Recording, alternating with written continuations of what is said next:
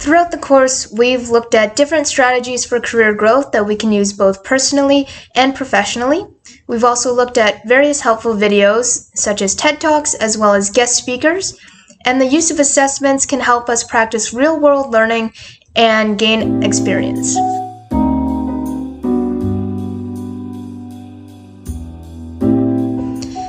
The aspect of the course that I found most impactful for me was a unit on resiliency and failure, because I learned that failure can be a way to learn from experiences, and it's not just the end, but rather a means to an end. And it also helped by reading the stages of showing responses to feedback, so shock, anger, resistance, and then acceptance, because it helped me understand the 24-hour rule that I've seen in practice through the education system as well as in my personal life. So when we're doing something at school, a lot of times teachers, once they release the feedback for grades, you're not allowed to email them with any questions, even if they're just clarifying questions, within a 24-hour period. And that's because people are not thinking with clear heads. They might say something that they don't mean, and so teachers will oftentimes delete any emails that come in within 24 hours. And being able to express resiliency and practice it is really, really important for everyday situations, not just in school. But for me, when we did the first video journal, the grade that I got was not bad, but some of the feedback that I got was definitely things that I could change and that I could fix. And so I reflected on that, so within 24 hours. And then when it came time to do the second video journal, I took those feedbacks, the parts that I could fix, and I applied it to the second video journal, and I got a much better grade. And so being able to reflect on what I didn't do as well in the first one helped me do much better on the second one.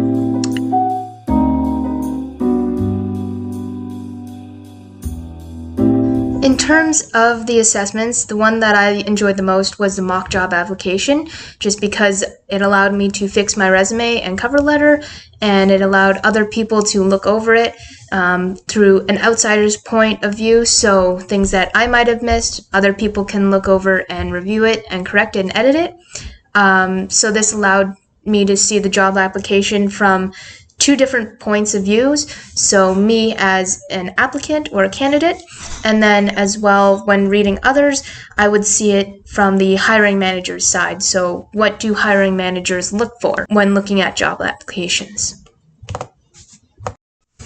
One goal that I want for my future career is to successfully obtain a certificate on inclusive teaching within 5 months of completing my undergraduate degree.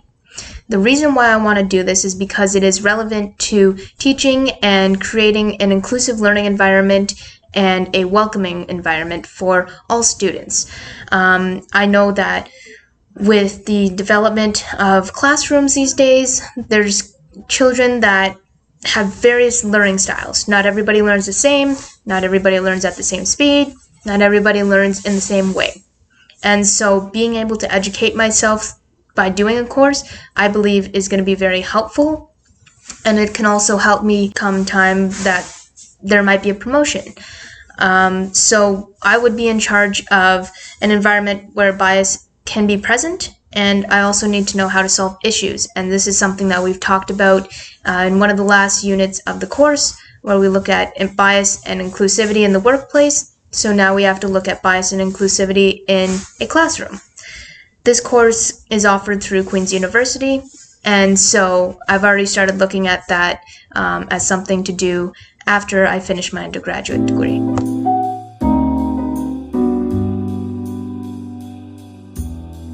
Two strategies that would help me complete this goal would be to complete 3 of the core credits and then 2 elective credits through the course.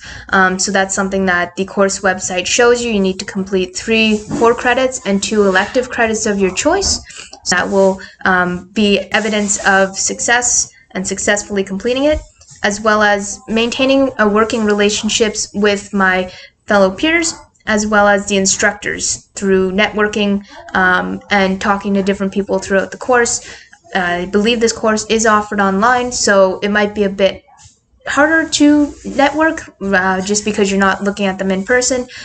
But being in contact with people that are doing the course, if I know anybody near me that's doing the course, as well as the instructors, it's really important to network because after I take the course, there's potential for jobs in teaching, jobs in education. I can also treat this course as a distance education course as I would in school, so keeping in contact with the instructors through email or if they have any office hours is something that I can do as an action to help me complete the course successfully.